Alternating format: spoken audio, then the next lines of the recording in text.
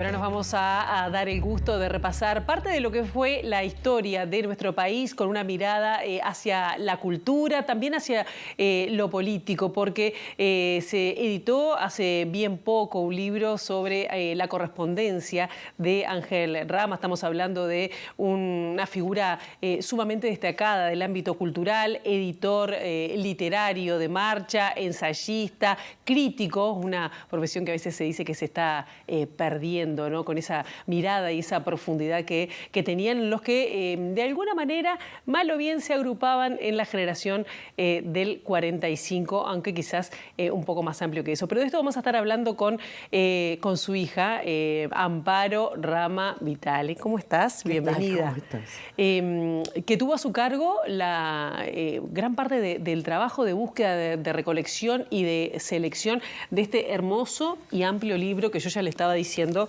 No lo pude terminar de leer todas las cartas, porque además no son sencillas a veces algunas de leer, porque tienen mucho dato, ¿no? Mucho dato. Pero bueno, ¿cómo fue? Contame cómo surge el proyecto que da lugar a estas más de 800 páginas que tenemos a disposición de Ángel Rama. Bueno, surge por circunstancias, porque yo estaba más libre también de tiempo. Surge porque, bueno, yo tengo en casa el archivo y es un archivo que lo han usado muchísimos investigadores que han venido del exterior. En particular un chico que está haciendo su doctorado, hizo su doctorado en la Argentina, que se llama Facundo Gómez, que ha trabajado mucho y está muy interesado por el tema. Y bueno, se dio una circunstancia en que me plantearon la posibilidad de editar las cartas pensando que las cartas eran interesantes. Y bueno, yo me encontré que el archivo no tenía tanta correspondencia escrita por él. Es decir, son 4 estantes enteros de cartas pegaditas una al lado de la otra de correspondencia recibida, pero eran relativamente pocas las correspondencias escritas por Ángel y que podían ser publicadas. Entonces, bueno, emprendí un trabajo de búsqueda, con mucho éxito, digamos, pero que me llevó bastante tiempo, porque si bien ahora tenemos medios de comunicación que no había en la época en que él trabajaba y hace que sea tan impresionante el volumen de cartas, pues bueno, me puse a buscar y entre gente que todavía sobrevivía, gente que había donado sus archivos a repositorios norteamericanos, los propios repositorios que tenemos acá en la Biblioteca Nacional, el haber logrado además, eso es importante decirlo, el financiamiento para esto, es decir, que lo pedimos el año antes de la pandemia y que nos lo dieron, por suerte, los fondos concursables, bueno, se fue armando la posibilidad de hacer este proyecto. Entonces, bueno, en Estados Unidos se consiguieron las cartas de Vargas Llosa, de Sergio Ramírez, que es un escritor nicaragüense muy importante, que además participó de la primera etapa de la Revolución Nicaragüense y después se separó. Las cartas de Rosario Ferré, que es una escritora puertorriqueña con la cual mi padre se vinculó en los años 70, cuando vivió un par de años en Puerto Rico. No sé, las cartas de los mexicanos. Estamos hablando de Cortázar, también de Benedetti, Cortázar también, las cartas con Cortázar. Desgraciadamente, las cartas escritas por Cortázar a mi padre fueron publicadas en la correspondencia con Cortázar, que preparó la primera esposa de Cortázar. Pero bueno, Cortázar no conservó tantas, entonces las que recuperé de Cortázar en realidad fueron pocas. Pero bueno, las de Vargas Llosa sí, se recuperaron de Princeton muchísimas cartas, al punto de que no se publicaron todas. Yo decía el otro día, el día de la presentación en la Feria del Libro, que bueno, yo transcribí 1100 cartas. Porque realmente después de ponerse a buscar aparecieron muchísimas. Era imposible publicar eso. E incluso en algún momento se pensó que fueran 2 tomos. Bueno, al final, por decisiones justamente de las dificultades que genera la parte de dónde pones el código de barras, terminó en un solo tomo, que por suerte es bastante manejable. ¿Cómo no? ¿Y cómo fue el criterio de la selección, ¿no? Porque hay realmente figuras notables y por las que pude revisar, que bueno, fueron unas cuantas, pero bueno, no me dio para todo, como te decía, tiene una mirada, son unos cuantos años, desde prácticamente sus 18 años, su mayoría de edad, hasta su muerte en el 83. ¿Pero cuál fue el criterio? Bueno, alguna gente me decía, bueno, pero ¿por qué no publicás todas juntas las cartas con cada corresponsal? A mí me interesaba que se viera una evolución, que se viera la biografía. Por décadas. Que se viera la biografía. Está por décadas, pero están todas acomodadas cronológicamente. Que se viera, digamos, la biografía de papá, que además pues se puede seguir a través de esa biografía la historia de la cultura latinoamericana en ese periodo. Tú decías que papá pertenece a la generación del 45, yo me gusta más el término que él acuñó, que la generación crítica, claro. Porque le da da una información adicional, de marcha también, ¿no? O la generación de marcha, pero da una información adicional sobre esa gente que... Yo siempre digo una cosa que pienso que hay que tener en cuenta. Esa generación entraba toda en el IABA, en el bachillerato.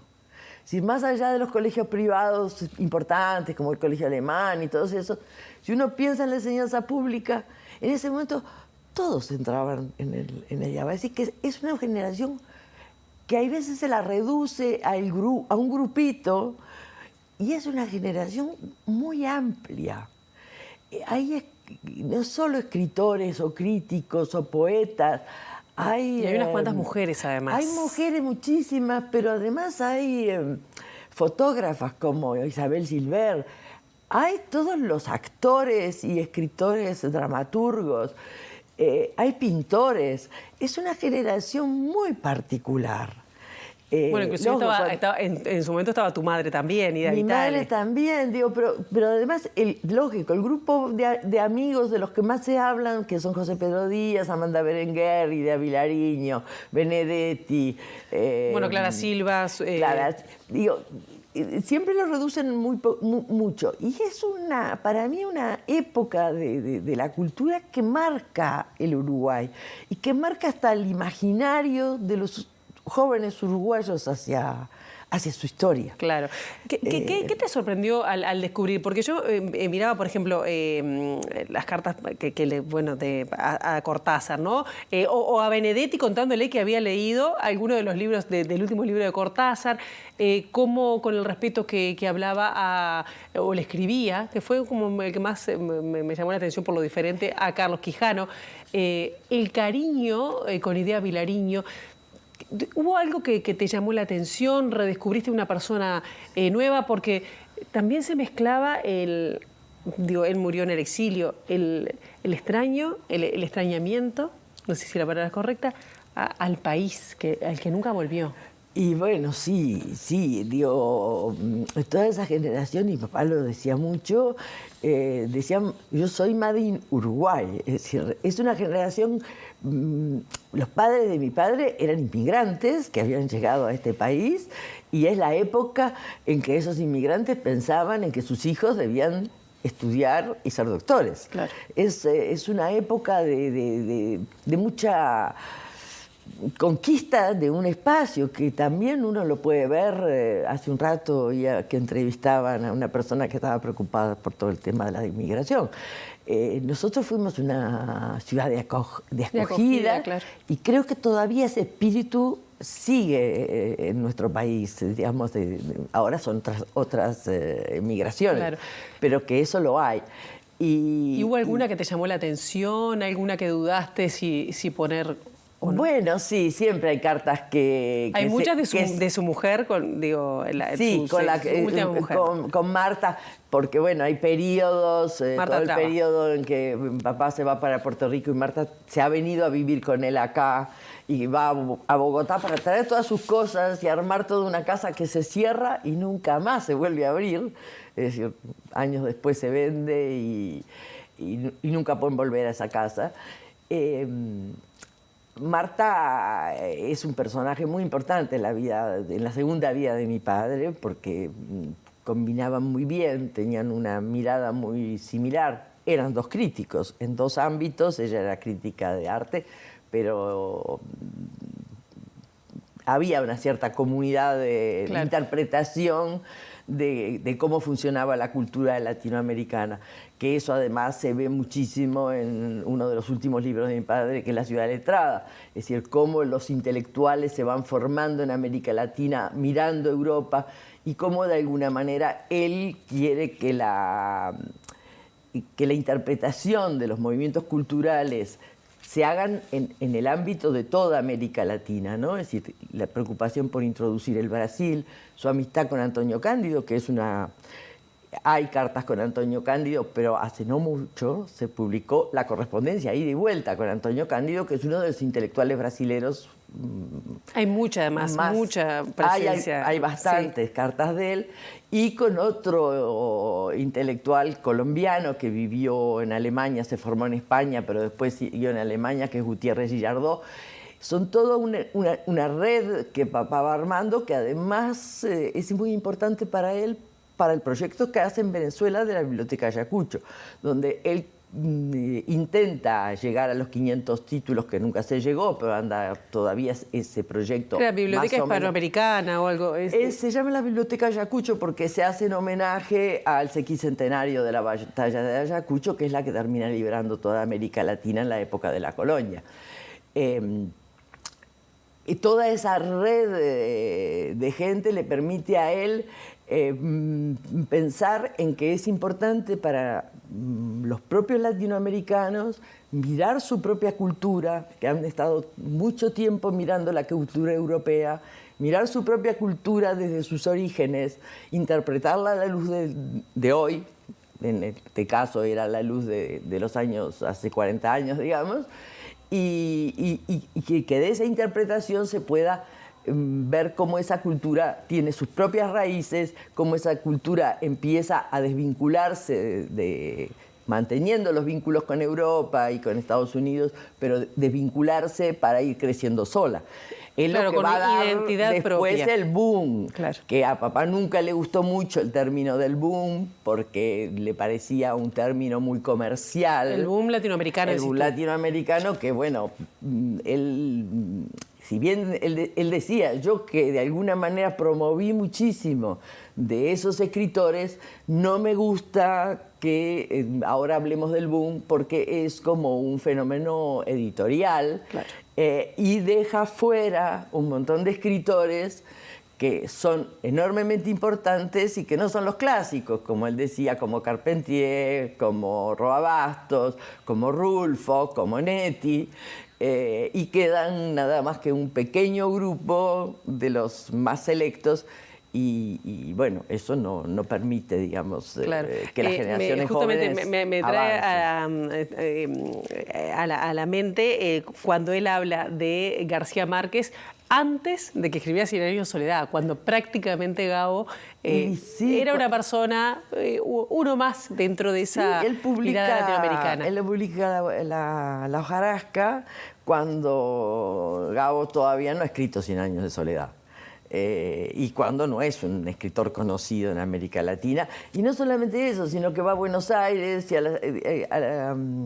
a los más jóvenes editores como Nudelman, que todavía vive, les dice, bueno, no, hay un escritor que ustedes tendrían que publicar, y está refiriéndose a este muchacho colombiano. Sí, este muchacho colombiano. Y con Cortázar tiene una relación de afecto muy grande, lo estima mucho como ser humano.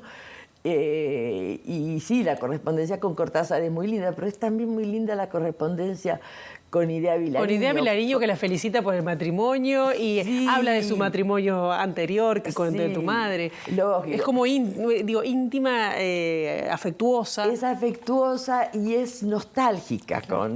Es decir, papá no era una persona nostálgica por excelencia, pero cuando habla con Idea, que además se ha quedado y a la que le sugiere incluso que se presente a la Guggenheim para poder salir un poco de la situación que tenía el país en ese momento, es muy gracioso porque Idea se fastidia, porque siente que le está proponiendo una beca norteamericana. Entonces,